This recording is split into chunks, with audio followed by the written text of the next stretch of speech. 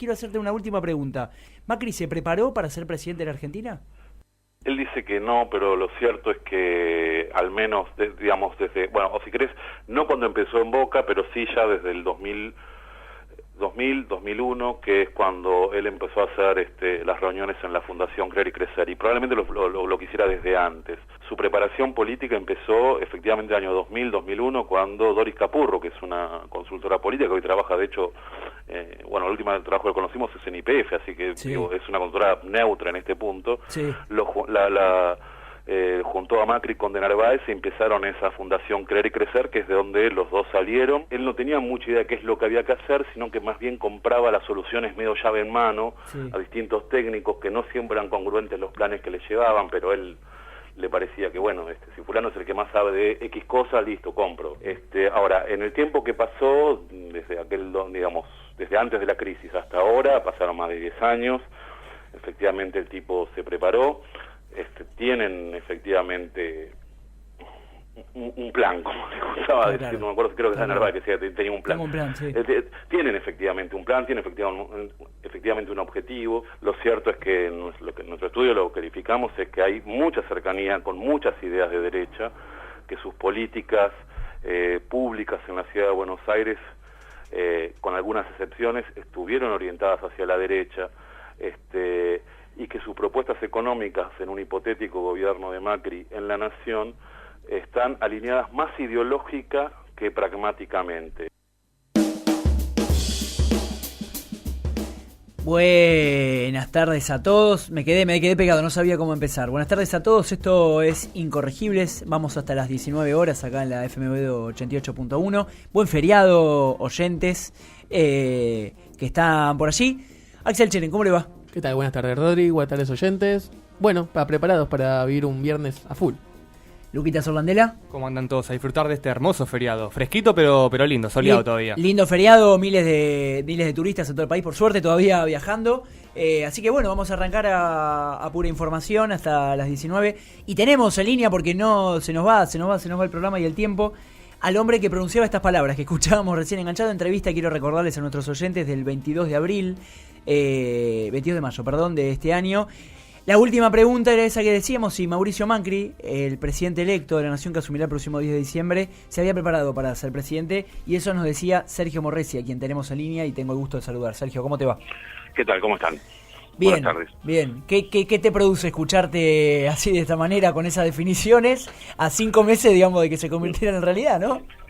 Sí, bueno, es que en realidad era una cosa que temíamos cuando, lo digo en el buen sentido, digo, cuando hicimos el libro, decimos, bueno, pero esto parece que va a ser así nomás. Bueno, después pasaron otras cosas en el medio, lo que parecía algo que solo era hipotético se convirtió efectivamente en realidad, así que Mauricio Macri es presidente. Claro. Ahora, para no hacer pasado, sino pensar de cara hacia adelante, que tanto has investigado, digamos, y producido ese libro del que charlamos en ese momento, en esa ocasión, ¿qué de lo que sucedió desde el domingo a la noche para acá tiene alguna novedad para vos? ¿Transmite alguna cosa nueva, novedosa o distinta que no podía esperarse, o que no, digamos, ¿no? ¿Que te parece que tiene continuidad? Mira, en realidad la novedad que se produjo desde que nosotros sacamos el libro, que fue de hecho el año pasado, nosotros el libro lo sacamos en diciembre, la novedad que se produjo fue inmediatamente después de que salió el libro, que fue la alianza con la Unión Cívica Radical y y que Pro formara parte de una coalición que le permitió ganar. El gabinete que propuso Mauricio Macri no es diferente de lo que nosotros imaginamos que sería, excepto porque hay algunos nombres que vienen del radicalismo y que le dan un tinte un poco más centrista al proyecto, pero por lo demás la idea general es más o menos la que resulta esperable, porque efectivamente Macri y el partido de Macri, Pro, tienen una visión donde los equipos son fundamentales, y fíjate que en lugar de nombrar a un ministro de Economía todopoderoso al estilo de Cavallo, o inclusive, si querés, al estilo de Axel Kicillof, lo que se hace es poner varios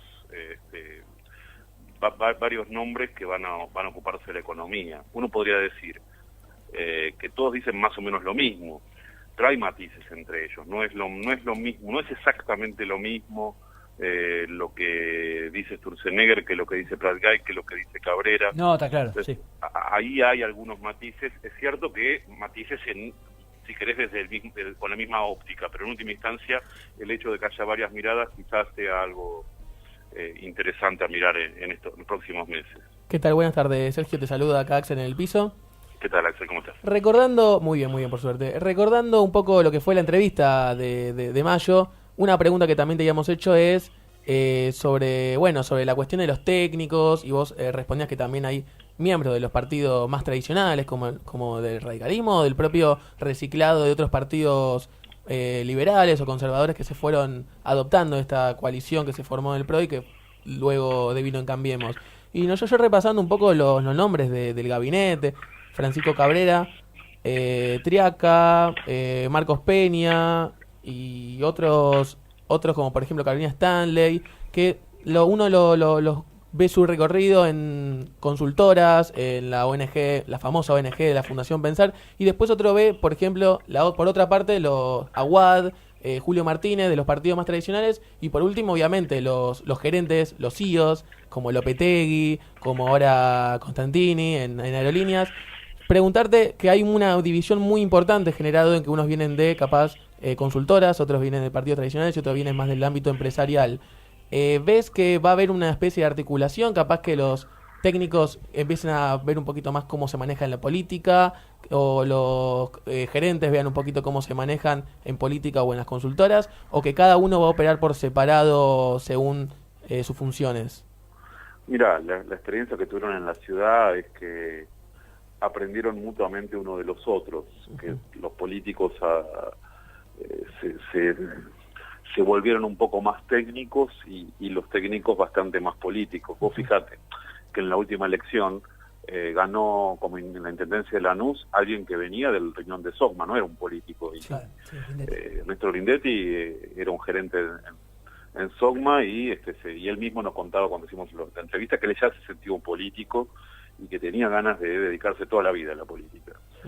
Otros lo verán de un modo un poco distinto, es el caso de Lopetegui, pero la cuestión es que me parece que lo que piensa Macri es que eso funcione no necesariamente de modo armónico, pero sí de modo complementario, que unos complementen a los otros. De todos modos, te diría que algunos de los que en la prensa están diciendo que son simplemente técnicos no están así, digo. O sea, vos recién mencionabas a Cabrera. Cabrera es un hombre que viene de la UCD, que tuvo una trayectoria importante. Es cierto que era muy joven, pero no es simplemente un empresario o un técnico, es más bien alguien que está vinculado a expresiones anteriores de la centro derecha o de la derecha en Argentina. O sea, son pocos los que han accedido a cargos y que no tenían una experiencia abultada por detrás. Y el caso más interesante y más excepcional en ese punto es justamente el de Marcos Peña, que si bien tuvo en algún momento se acercó al Frepaso, digamos, su acercamiento a PRO tuvo que ver con su trabajo en Poder Ciudadano, en CIPEC, y después en Creer y Crecer, que es la fundación que dio lugar al PRO. Sergio, estoy tentado a preguntarte si la elección del domingo considerás que la ganó Macri o la perdió Scioli, pero te voy a hacer otra pregunta, que es la última que tenemos por el tiempo, que es, nosotros decíamos que el talón de Aquiles que tenían, más allá de que se vendía muy bien en la gestión y con mucha calidad, era que no podían ganarnos en los votos, y eso se refutó el domingo pasado. No solo ganaron la provincia, sino que también ganaron el país. De acá para adelante, y esto es más una aventura, digamos, no es ni siquiera una predicción, es una percepción, en todo caso tuya. ¿Cuál es el talón de Aquiles que pueden empezar a tener, digamos, no? Si son la renovación en la política, si traen gente que no había participado antes, si tienen la legitimidad de nunca haber gobernado nada más que la ciudad, con la que lamentablemente todavía tienen alto consenso. ¿Cuál es el lugar que te parece que va a ser su flanco de debilidad? Mira, yo creo que van a tener problemas para mantener, digamos, territorialmente esto que están haciendo desde el Estado. Claro. Que es un problema que hasta cierto punto tuvo el kirchnerismo en los últimos años también. y es un problema para cualquier grupo político que quiere ser hegemónico, pensar solamente desde el Estado. Yo creo que debido a los grandes desafíos que tienen por delante y a que son una alianza variopinta y a que no todos piensan igual dentro del partido y mucho menos dentro de la alianza, durante los primeros tiempos es probable que estén más preocupados por la cuestión estatal que por la cuestión social, y en ese punto ahí puede haber un flanco débil, al menos en una primera etapa. Ahora, si ese tiempo el peronismo que ahora está en la oposición lo pierde básicamente en resolver todas las internas que quedan pendientes, no va a ser suficiente.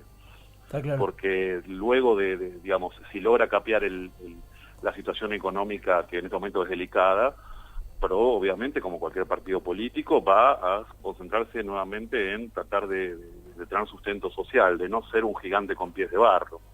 Entonces es una ventana de oportunidad más que otra cosa. Sergio, muchísimas gracias, te agradezco como siempre la comunicación y las palabras, estamos en contacto hasta cualquier momento. Un gran abrazo. Gran abrazo. Ahí pasaba Sergio Morresi recién, muy interesante como siempre, vamos a una pequeña tandita y ya volvemos.